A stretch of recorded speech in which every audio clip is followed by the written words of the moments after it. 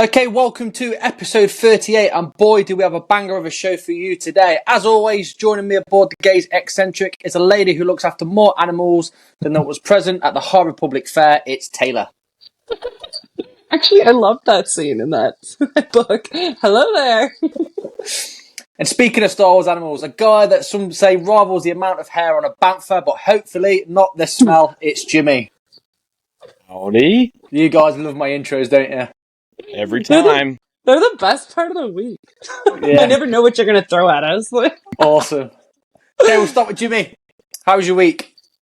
Busy. We had 3 swim meets this week. School's in full swing. Lots of Star Wars news we'll talk about in a little bit. We had an extra episode released last week because of the news. And busy week. Looking forward to some downtime getting ready for our big league meet in 2 weeks. So Nice. other than that, nice because it's getting warm too. So yahoo! Good man. What about you, Taylor? It's getting warmer, so all of that crazy snow that we had last week is all like completely melted, and it's like gross, that Canadian slush. And my boots that were waterproof are no longer waterproof, so I've been working outside in the rain and the wet for about a week, and I'm ready for it to be over. But it's been good. Nice. Yeah. Yeah, I know that feeling. Yeah, right. What about you, Jack? I'll be doing the same as Taylor, working out in the cold and wet this week. So last week, I've just been prepping my kit, getting my stuff ready to go because we're going to be out all week. Playing football, got a new haircut, good to go. Looking it's sharp. just been busy on the socials, nice and sharp. Oh my goodness, just so been, busy, hey? Super busy. As always, we've had a massive, crazy influx of explorers, and a couple of special mentions go out to Andrew Donatelli, Joshua Banter, Joan Castillo, Justice Tybolt, Shannon Rose, and Mark Thompson. Thank you for joining us, as always, on the Facebook. Again, we've had loads of people on Instagram and Twitter hitting us a follow, and some more subscribers again on YouTube. So as always, from all of us, thank you, and welcome aboard. Okay, so let's head over then and see what Force encounters we've got for this week.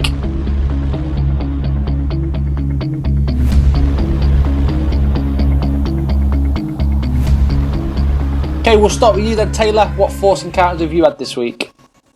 I haven't had anything like specific, I guess, that was really like Star Wars related. But the other day, actually yesterday, I had a day that really made me think of like the Force, and balance. I started off the day great, had a coffee, and then I heard some like really high schoolish news halfway through the day, which really like hit me hard, and I just was like completely surprised by it, devastated by it. Anyways, it's sorted. But at the end of the day, something great happened to us, which I won't get into quite yet, which put a huge smile on my face. And by the end of the day, I was a good even again. And I just thought, wow, like today has had ups and downs. And I just thought, balance. So I guess that was my Force encounter for the week. Just feeling that balance was crazy. Yeah, nice. I'll go on to myself because that's actually tied in nicely to mine as well. It has been a crazy busy week, has its ups and downs, but I think having the influx of people that we've had this week, as we normally do anyway, but this week we've had so many, just makes a podcast more worthwhile as well. You know, we've already got a massive fan base or massive follower base as it is, and I know you guys, we all put a lot of hard work and effort into everything, but just getting more followers, we've had so much input this week on the socials. It's been amazing. Especially with the Jedi stuff, and then leading on to some of the news that we're going to later. It's like everything and all the stars have aligned nicely for us. So really positive week as well. What about you, Jimmy? Yeah, mine kind of ties into some stuff we'll talk about in the news, but with that information that came out, and we had our third High Council meeting, so we got to meet Jake from California, and then we had Eric back on. We have to talk some Bad Batch Season 3 trailer, which we'll get you guys input on. And that has caused me to go down a rabbit hole. I reloaded Dark Disciple on my Audible on my cell phone. I started listening to that. I started rewatching all the episodes of I started with season 1 of Bad Batch all over again. I forgot how good that opening like hour and 15 it's class. at first episode was. Yeah. And I don't know if it's because like I enjoyed season 2 so much, but it was a lot of fun rewatching.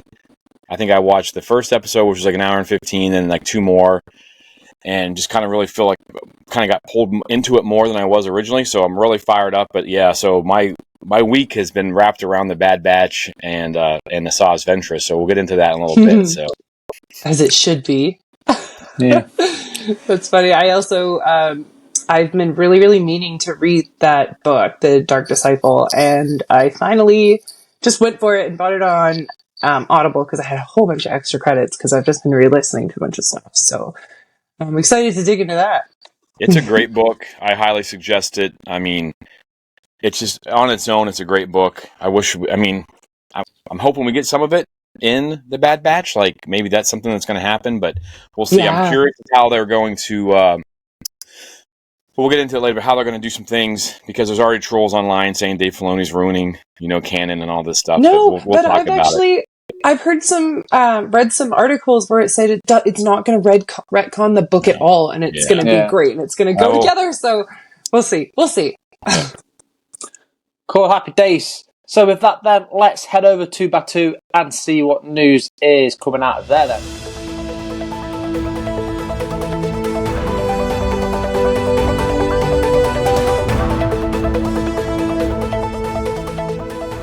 All right, so we have a ton of comic book news, and a lot of this stuff, February, April timeframe, I'm not too sure.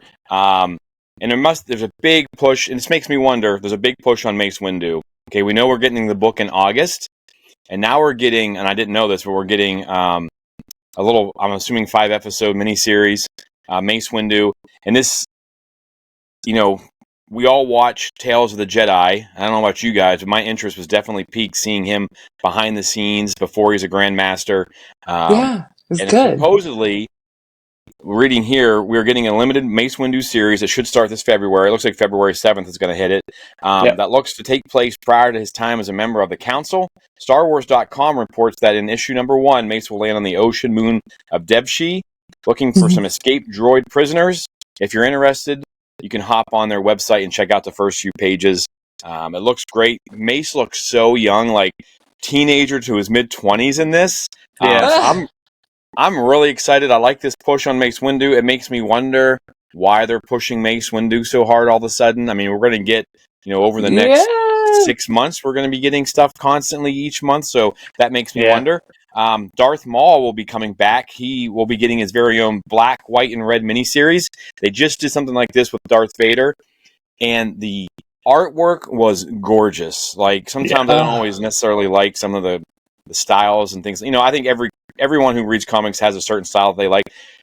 This stuff was beautiful. Everything's black. There's a little bit of, and that ties in perfectly with Darth Maul. And this is jumping back too. This is going to be when he is the apprentice of Darth Sidious. And Darth Sidious is going to send him on a mission looking for a lost prison ship. And apparently things are going to go haywire, and Maul's going to have to work his way through some stuff. But this is giving us another peek at, this is Maul shows up in the Phantom Menace, 25 years ago or so? And we've been captivated by him ever since. And now we're going to get some stories about him while he's still an apprentice. So that looks really exciting. And that black, white, and red work is beautiful. Yeah. We have Ty York. I think all three of us are a big fan of Ty York. Saber for Hire is coming out. And we will find our reluctant hero stuck behind the Nihil storm wall, but making a good living for herself. She will cross-blade with friends and enemies, and I'm wondering how her new apprentice is doing. So that should be interesting. And then, even more surprise, coming up, episode 6. I'm sorry, I say episode. Comic book number 6 for the High Republic. Ty Sarek is on the cover. Now, people who don't know who Ty Sarek is, he is from Phase 2 of the High Republic. He was in there during the Battle of Jeddah.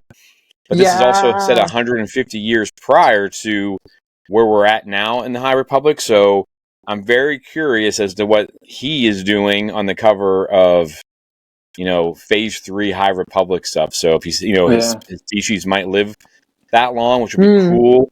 You know, He's a guardian of the wills, right? Yeah, he has a Is he pretty what close that's really? relationship with a few of the Jedi that ended up, taking over Jeddah. Hmm. So it's kind of exciting. But yeah, Yeah, that's tons of comic book awesome. news coming out.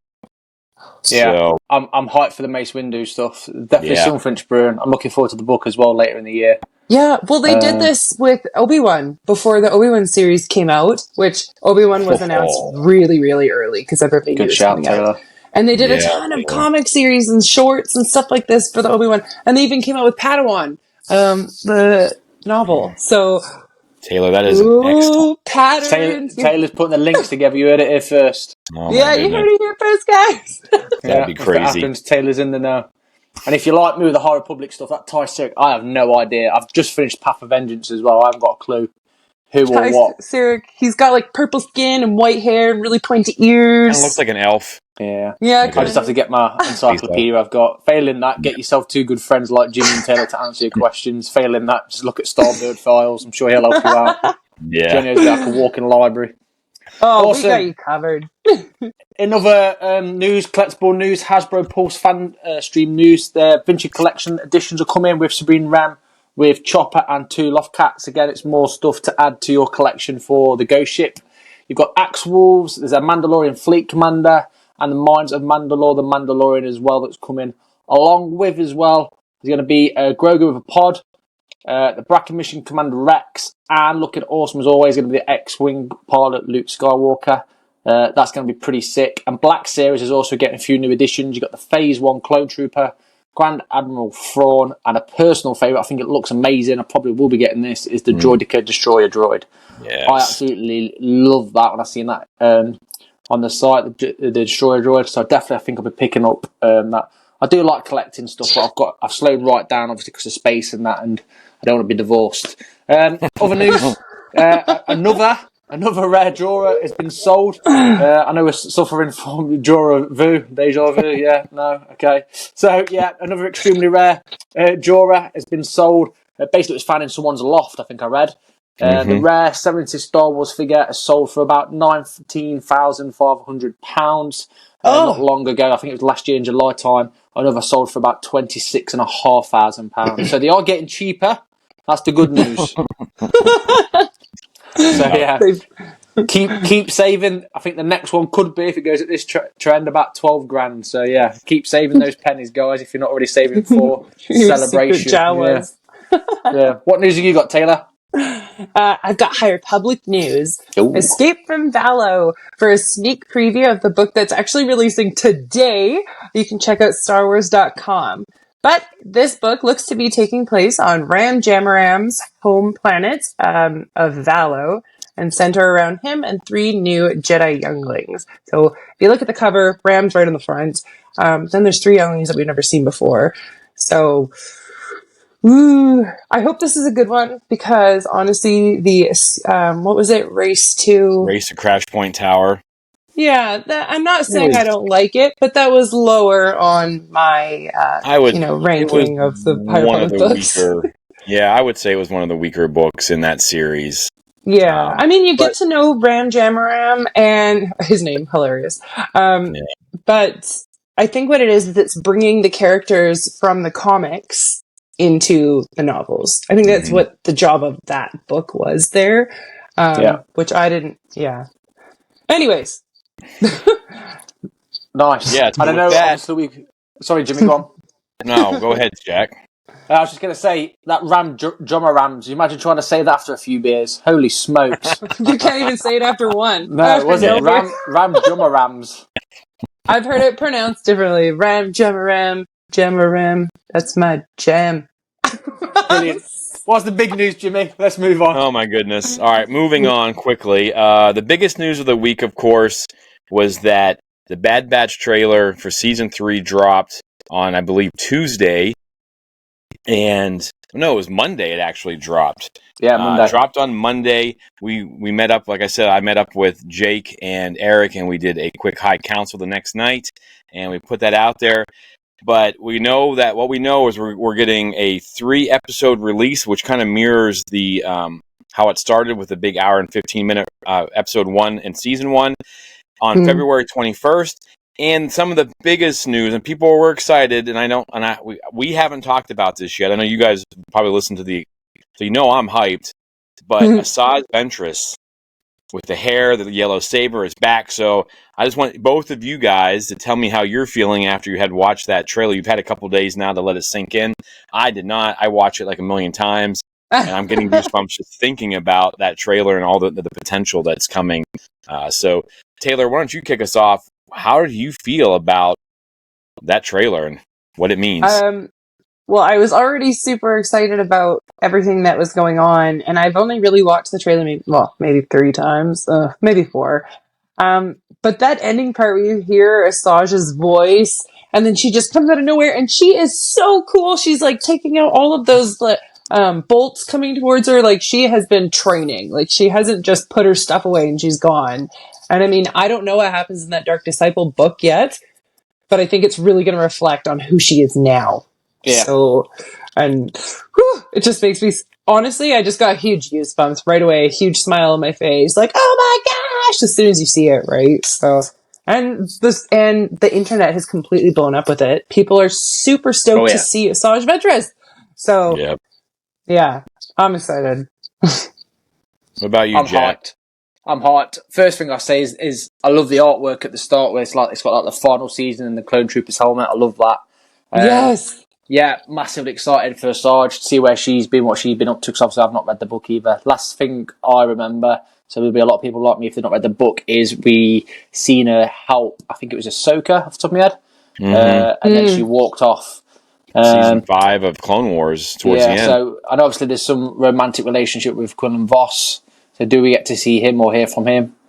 Who knows? I'm also interested to find out where or how she grew that much hair, saying she was bald. So any tips, Asajj, let me know.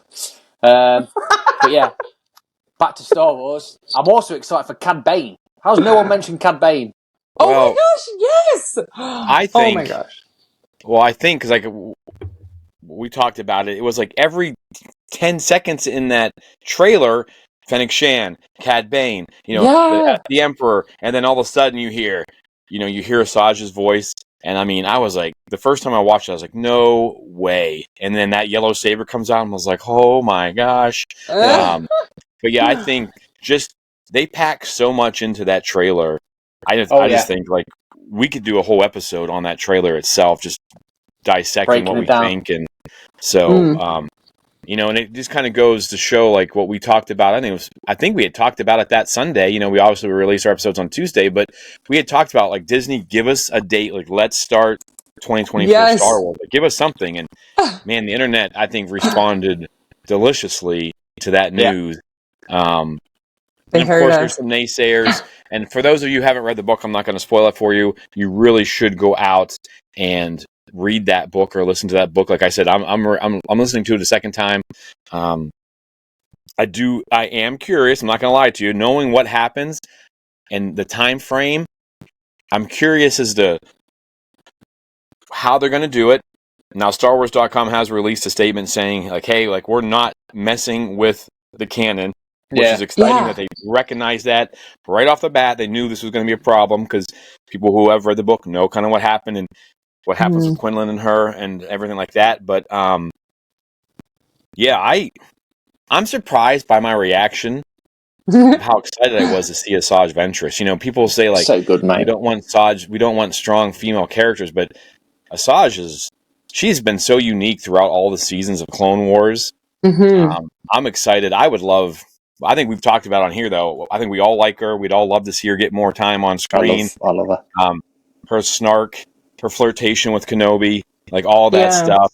And of course, we talked about Grey Jedis and not, and where she fits into all that. But I'll let you guys read the book, learn why she has the yellow lightsaber and everything. So awesome. Yeah, the timing on that Grey Jedi conversation we had was like perfect. Yeah, it was. Yeah, funny. Maybe we had some inside information. Who knows? Oh, who knows?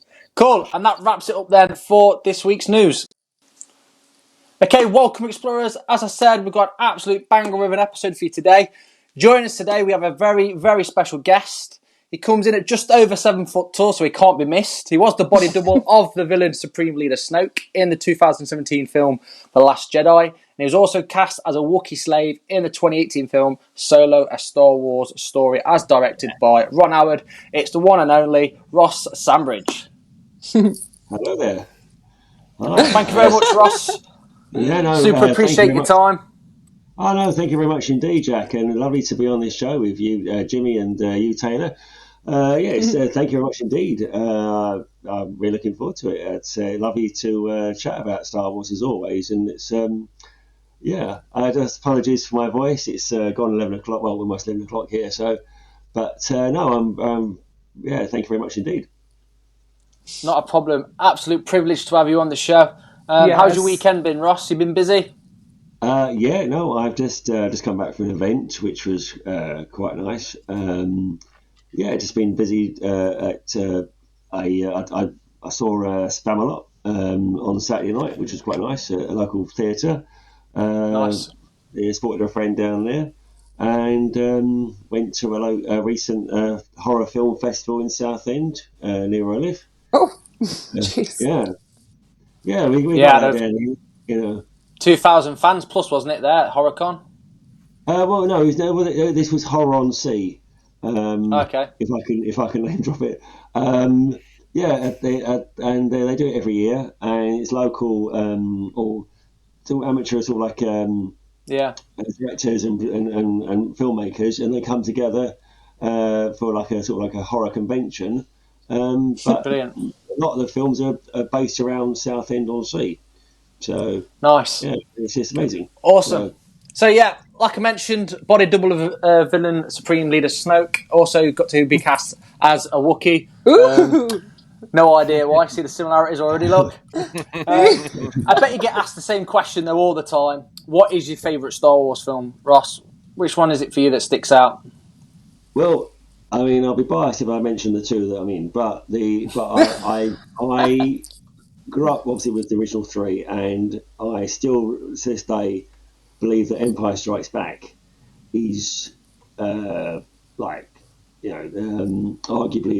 the best out of the bunch. I think it was such a New Hope was a game changer in cinema as it is, but then so it was a build up to this sort of like the big action sequences of Empire Strikes Back, and then on to Return of the Jedi, and I was just blown away by the sheer scale of it. It just felt like a bigger film than the first and the third, and there's just so much going on there, and I loved it all really. It was amazing. Also, that sort of answers my next question to an extent. I was going to ask you, what do you love most about Star Wars? Well, the film or what it does to people. Yeah. I mean, I think when you are a young age, or even sometimes when you've just got into Star Wars and you have an open mind, and you kind of literally explore the Force with everyone else, you just sort of like it takes over. It's escapism. It's escapism, and you kind of feel for the characters. You love or hate the characters, and what it does, it also just brings people together, young and old, and people discuss about it. It's almost like a law as such, and it's just brilliant that after 47 years almost.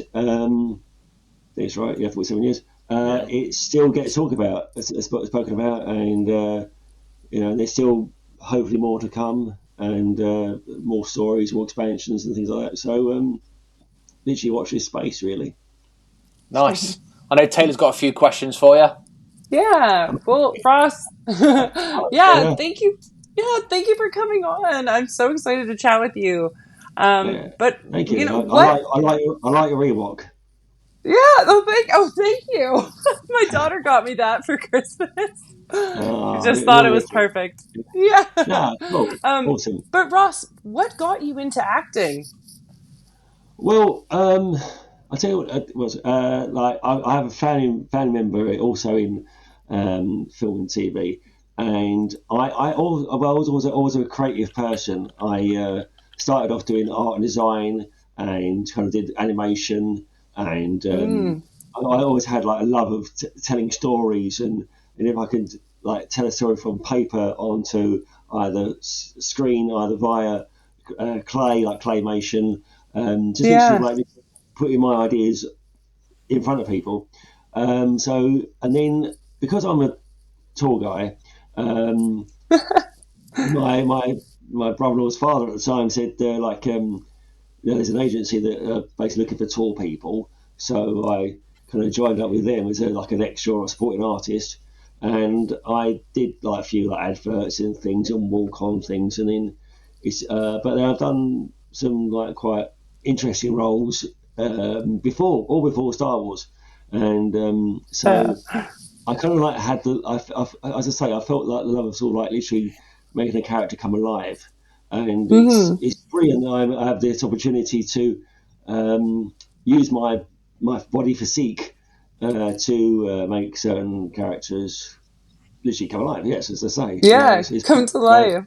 yeah, but I've always still got that passion of art and design and even making films. So yeah, that's always burning. But it's just great to be acting as well. Yeah. So you're not only thinking about the acting side of it, you're thinking of the whole picture, which is Well, yeah, I amazing. mean, I mean, uh, so I'm looking up there because I'm thinking. I think what it is that if an actor, if you can think on both sides of the camera, it's like what you're doing for the director and what you're also doing for the audience that's watching it, because you want people to enjoy you playing that character, because whether Yeah. you want to get asked to play that character again, or it might make the film or TV program or whatever it is you're doing a bit more of a success if you're all doing the best you can. And Yeah. so Yeah. you want to do the best you can for the director and for the audience.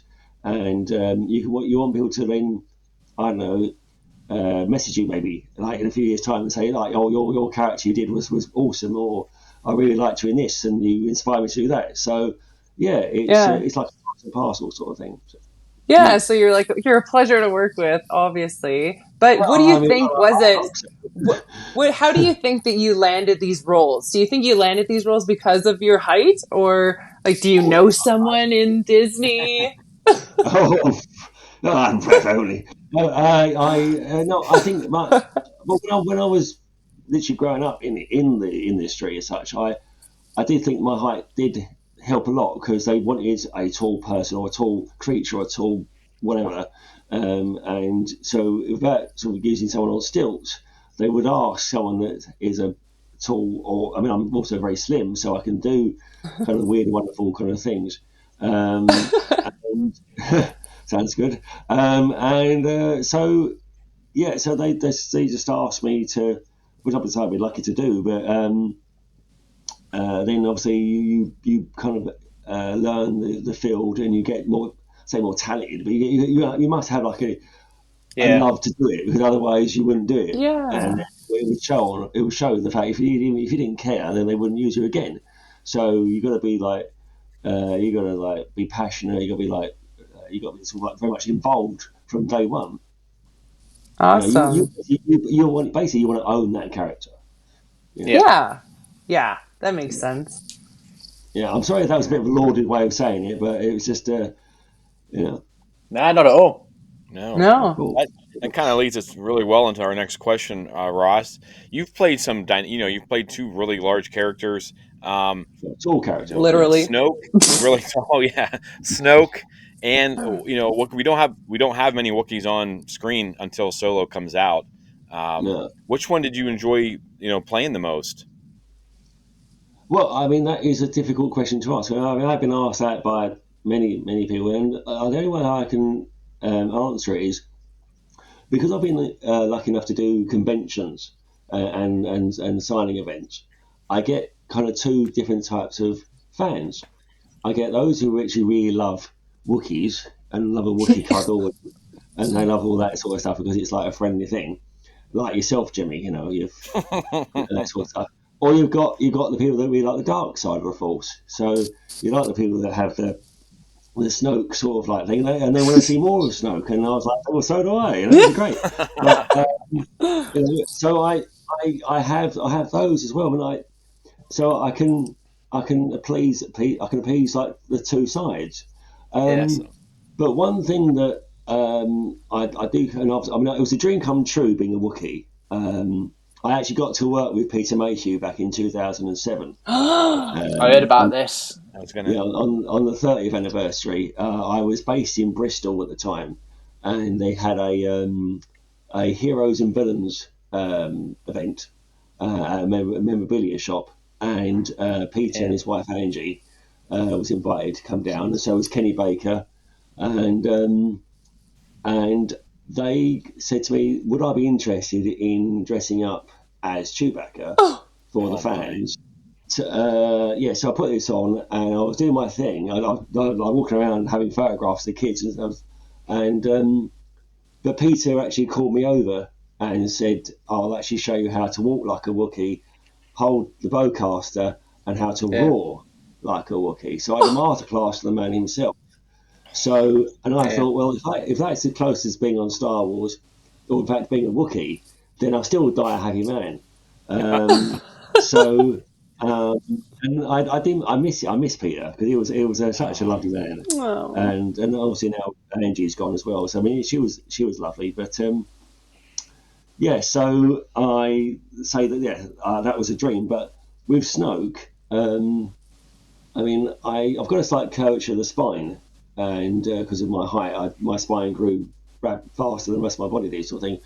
And so on the set of Jedi, Ryan Johnson said, because I've got a slight curvature, they changed the body shape of Snoke to give him a curvature. Wow. So all the figures, even the pop figures and the black suit, even the illustrations, all carry my curvature. You are him. So yeah, I mean that's why. I mean, Andy Serkis and I, we both share the character, right? And he loves the fact that that he's acknowledged the fact that there are two of us playing him, and actually I think there's actually an older guy for the wrinkles, like reference and stuff. But the main body you see on screen is my body. Wow. Yeah, so it was. Yeah, that's amazing. So that's how I can answer your question. Yeah. Happy days. Obviously, like you mentioned, you worked alongside quite a few actors. Yes. I take it, obviously, you got to meet like Daisy Ridley. Yes. Donald Glover, Anthony Daniels, all those kind of people. Adam Driver. What was it like to work with those people? And anyone really stand out for you, Ross? I know obviously they're all brilliant people. Yeah, I mean you don't mind if it's a little bit of a long kind of story, but that's all right. Is that okay? Far away, Ross. All right, okay. Okay. So the first time I met, Daisy was an absolute dream. She was so lovely, so gracious, and we had a lovely chat on the set, and she even sat on my lap, and we had a nice little conversation. It was all great, and then Donald Gleeson was nice. It was all, Adam was very much like he said that he don't really work with many taller people than him. I think I made him look a bit short, and he's like 6'4", I think. So, but yeah, no, it was lovely. I met Gary the dog, Carrie Fisher's dog.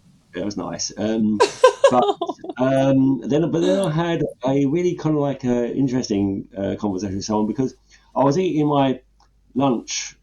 I said this. This is not exclusive. I have said this to things before, but so I was eating my lunch, having lunch on the set, dressed as Snoke still, and this guy comes on and he's carrying a little white dog in his arms, and I was thinking, it looks a bit familiar. Anyway, so I've just carried on eating it. It slowly dawned on me that it's probably someone I should get up and talk to. So I put the lunch down, and I made sure I had no crumbs on the gold robes. and walked over to him and I went, Mr. Hamill, it's lovely to meet you, sir. Nice. And it was, Luke Skywalker himself. And I was like, and I went to shake his hand, but obviously I forgot these. He's carrying his daughter's dog Millie in his arms, and so I began then to stroke the dog, like Blofeld from Bond. And he said, I don't often get to meet the bad guys, and I was like, well, it's lovely to meet you, sir. And he said, oh, just call me Mark. And then he said, so tell me, how do those guards, how do they see? And I said, well, what it is, Mark, is that they can just see through the grills of their helmets. And it was almost like I was explaining things to Luke Skywalker. Nice. But no, it was great though. I mean, I just always kept on smiling. He said, well, I've got to go now, but really lovely to meet you. And he was a genuinely lovely guy. I keep saying the word lovely, but he was. And then it was time to go back to my scene, so there I am all smiling and everything else. And then I was just like leaned back in my chair, like the throne and everything else. And Ryan's gone, Ross, just let you know that Snoke's not wearing glasses in this scene. And I forgot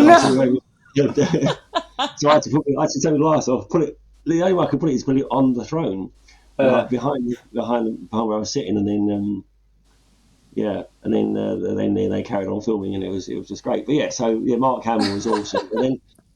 But as I say, on Solo, Anthony Daniels was lovely to work with, and in fact, the other three Wookiees that basically became my brothers on that film set, and I think they are my Wookiee brothers, and what a joy it was to spend the time with them on this, because we were all like literally living the dream of being a Wookiee. So it was really, really well. I say it's really cool, but it's actually really hot. But I can imagine. So much hair. Well, Ross, do you stay in contact with any of these actors that you've worked with before? Like, is that a thing? I mean to say that the Wookiee brothers. So we've got Matt Tyler and Paul Davis, and also there's Giannis, of course, but then there was Ari Decker, who is the Chewie's stunt double. We chat. We Matt and Paul, we chat quite a lot, and we have done a few conventions together, sort of thing. And I think actually we were together at Coventry Con. If you were there, you were there, Jack, weren't you? I think. Not Coventry. I think I was. Where was that? Blackburn, I think it was actually, or Birmingham. I do loads, mate, with the UK Garrison, as you know, as well. Oh, right, yes. Yeah, so we've been together for a few things and that sort of stuff, and it's it's nice because it's like you don't often get more than one Wookiee together in a convention, and I would love to actually have all the Wookiees from all the films together again, maybe in honour or tribute to Peter. To do something like that for his foundation, maybe. That'd be so nice. Yeah, Peter Mayhew Foundation still going strong. Yeah, I know. It's I've got a couple of little pictures and stuff of him and I together, but no, So I do stay in contact with them, and I actually live not that far from Mike Edmonds, who played Logray in Return of the Jedi. So it's. Yeah, so one end you got a Wookiee, one end you got an Ewok, or a walking carpet and a mat, maybe a bit of carpet. Yeah, so we've done conventions in Southend and things as well. So it's lovely, and also I'm friends with a couple of stormtroopers as well from New Hope and Empire Strikes. I'm friends with the two stormtroopers that put Han Solo on the carbonite. So. Yeah, sorry. I feel like I'm name dropping and all that. I don't mean to. It's just we love it. We need to do these. Yeah, things, I've met quite a few of the stormtroopers because I'm a sandtrooper in the UKG. Ah, yes. So that's the ones with the bulging on and that. Yeah, it's good. Yeah, nice. Yeah, it's just. as I say, Star Wars, it brings people to, as I say, brings people together. It brings people that actually want to like dress up and forget all the mess and bad stuff in the world, Yeah. and just relax, and everybody is there together and doing the same thing, and there's It's the no judgment. escapism. Yeah, Yeah.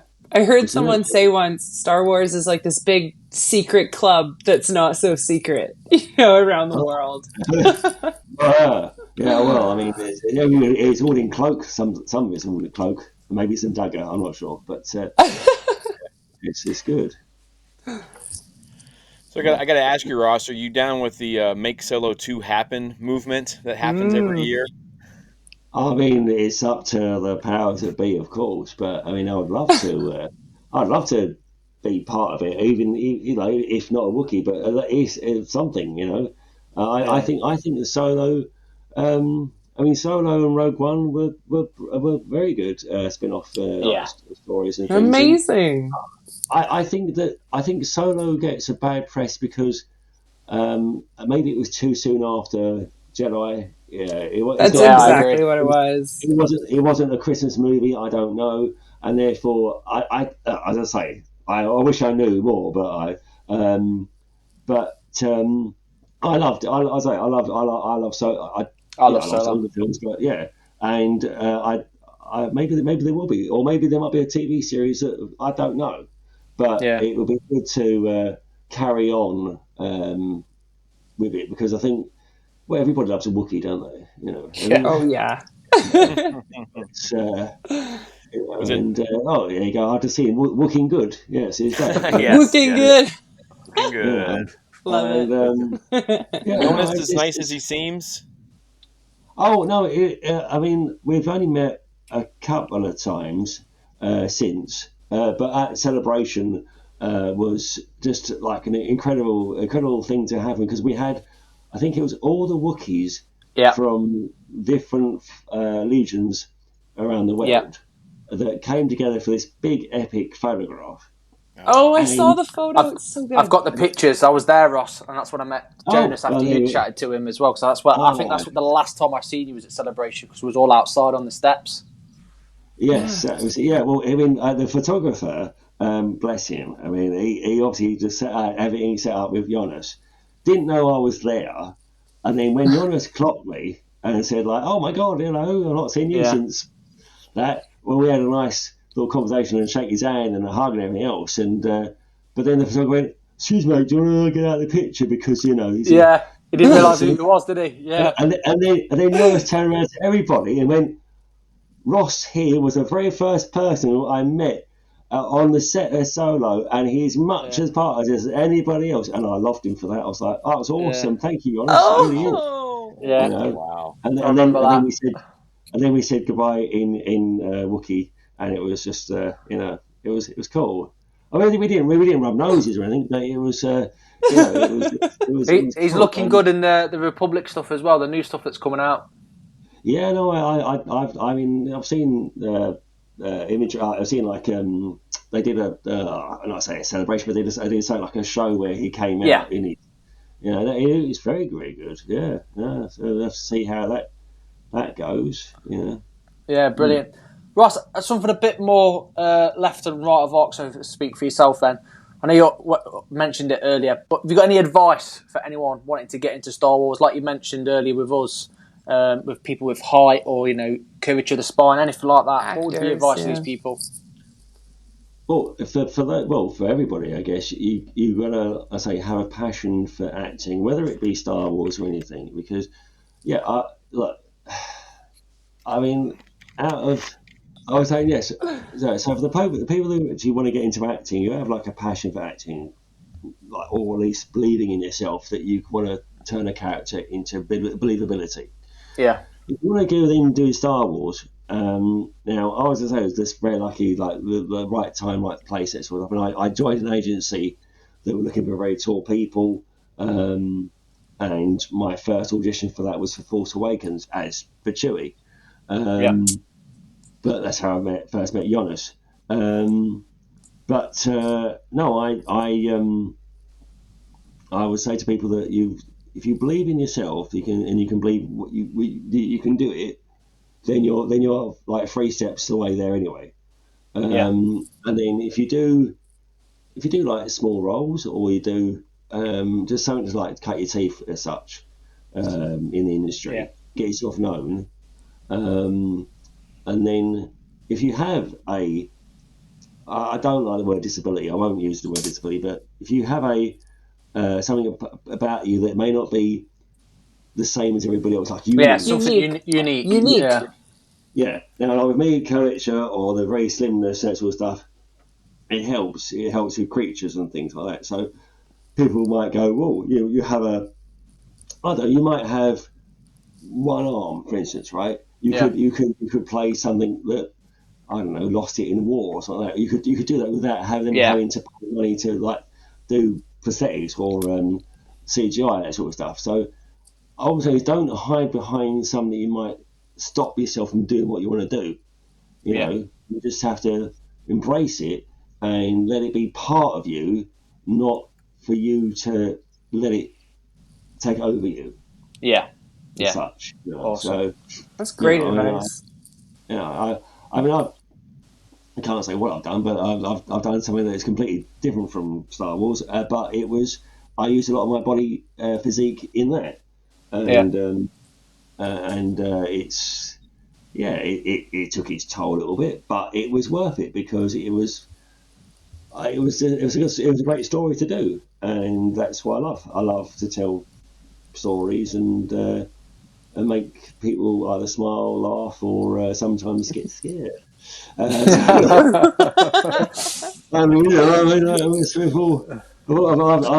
done some weird stuff. I've done some great stuff. It's basically I had a choice. I could go into basketball or do some form of acting, and I thought, well, I'm rubbish at basketball.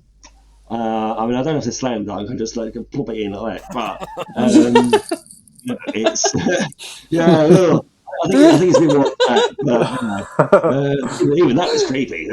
That was a Snoke push. That was. But no, it's what I'm trying to say is that if you've got something that will actually maybe improve your chances, then just do it. You only get one shot at this, so have some fun with it. Really. Awesome. Yeah, there you go. Love it. Thank you, Ross. Last thing, Ross. If you're allowed to say, obviously, what's next for you? What's on the cards for you, Ross? More conventions? Well, yeah, no, I can tell you a few. I do have a few international conventions coming up. Go for it. If that's all right. I don't want to. Right. Okay, so I'm doing Power of the Force in Germany on the May the 4th and Revenge of the 5th of May. That's in Cologne, and then in June I'm in Dallas for Rebel Scum conventions, and nice. Ross, I'm coming to meet you. There you go. Oh, lovely. All right. Yeah, excellent. So, are you near then? Are you near Jimmy? Are you? No, I'm about 6 hours north of Dallas. Well, you're closer than me. Yes. Yeah. So there's no Wookie TV series on Disney Plus or anything like that you can talk about. There's a Wookie TV series. I didn't know that. I was asking you, is there going to be a Wookie TV series you can tell us about? Well, I don't know about any Wookie TV series. We can dream. Well, who knows? Yeah, who knows? Literally, it's like who knows what can happen, and we didn't know a few years ago that it was going to be 2 spin-offs, did we? So yeah, exactly. And all these other TV programs like Andor and Acolyte. Have you got any conventions lined up in the UK, Ross? Have you? I've got. Well, there's a few. So I've got one in London at the Royal Free Hospital. That's actually on my Facebook page. If anyone wants to, I don't know, add me as a friend on Facebook, they can do. Then you can tell your friends you're friends with Wookie. But yeah, that's on the 9th of June, and then a couple more. I think I'm doing yeah, I mean, it's all literally sort of like coming along, and it'll be on my wall and anything else. But yeah, it should be good.